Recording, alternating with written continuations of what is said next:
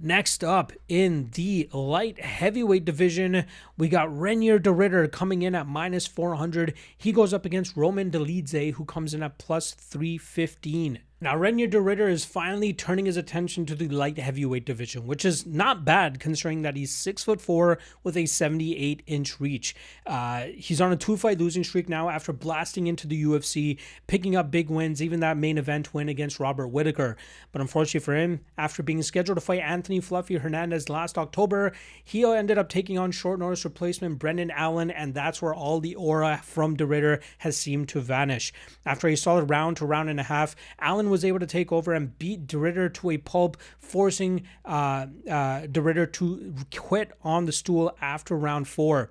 De Ridder tried bouncing back earlier this year against Caio Borralho, but unfortunately Borralho had his number by stopping the takedowns and just outstriking de Ridder on the feet.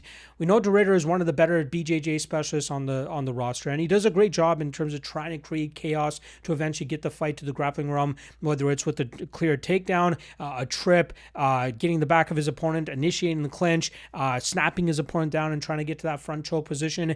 He has a nasty anaconda Darce choke process because of that 78-inch reach that he brings to the table. And just by looking at his build, you can see that he gets a lot of leverage from the squeeze that he's able to obtain. But his striking game is often where he's fallen short in a lot of his fights, hence why opponents more often than not look to keep him in the striking realm and try to just get the better of him there by just out-damaging him on the feet and forcing him to strike with them.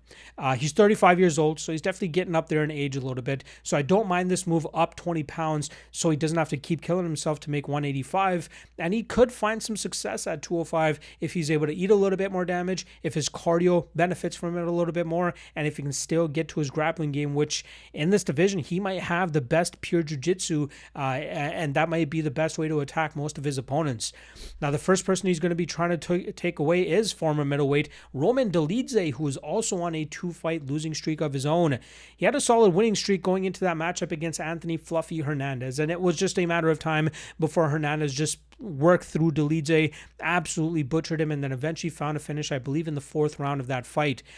That was followed up with Dolidze getting picked apart and butchered by Christian Leroy Duncan through the first 10 minutes of their fight, but Dolidze did manage to find some success in the 3rd as Duncan fumbled and gave up a bad position, and Dolidze was able to land some good ground and pound. Unfortunately, it was too little too late by then for him to actually win a decision.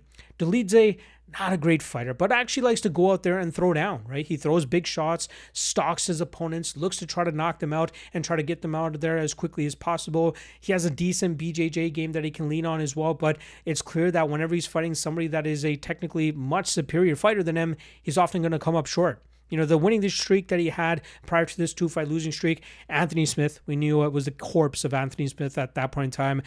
Kevin Holland pretty much quit against the pressure of Dolidze, injured his rib, if I'm not mistaken, as well. And then Marvin Vettori, who couldn't even knock out a child, honestly.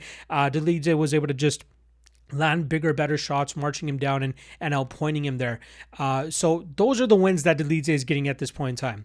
Now, this weekend, as he goes up against Reinier de Ridder, we know what to kind of expect, right? Dolidze is going to try to march de Ridder down and get off on some big shots, but I think de Ridder can find ways to force Dolidze to grapple with him, and then I think that's where de Ridder can really take advantage of some of Dolidze's shortcomings, and I think it's just a matter of time before de Ridder is able to find a submission position to put Dolidze away. Again, Dolidze is no slouch on the mat in terms of a BJJ specialist himself, but I think de Ridder will showcase the levels in terms of the BJJ game, and I think we'll see RDR set up that front choke, whatever it is. I think he ends up putting de Ridder to sleep with a submission. I'm a little bit questionable about putting de Ridder into a parlay. I would rather just lean into that submission prop and see if we can get a good enough number there. Otherwise, I'd rather pass. But the official prediction will remain with Reinier de Ridder, and I think he wins this fight by submission.